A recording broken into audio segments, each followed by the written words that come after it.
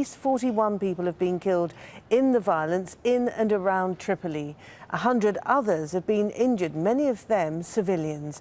Forces backed by the government of national accord have lost several strategic locations to a breakaway faction.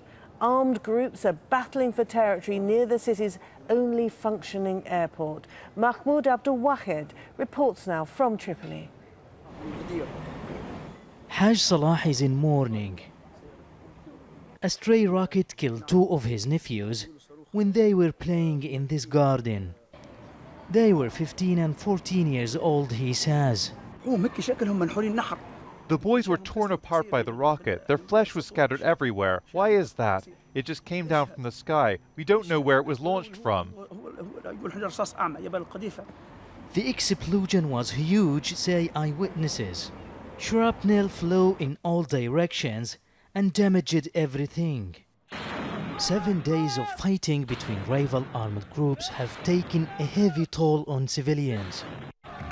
The 7th Infantry Brigade from the city of Tarhuna and its allies from the city of Misrata have recaptured several strategic locations in the southern suburbs of Tripoli.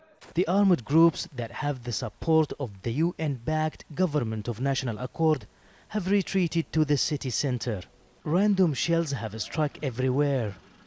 Here, a rocket penetrated the ceiling. Despite this, TARIQ AL-TURKI says his family was lucky.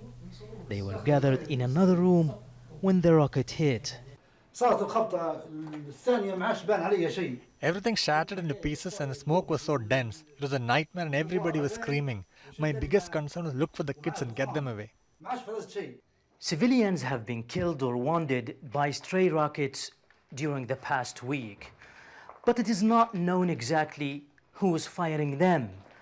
And rival armed groups battling for control of the area are accusing each other of being behind the attacks.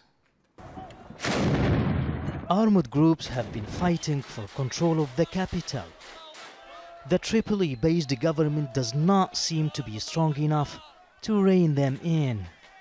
Salah and his family are blaming the government for not doing enough to protect them.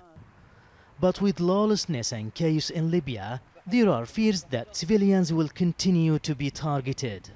Mahmoud Abdul Wahed, Al Jazeera, Tripoli.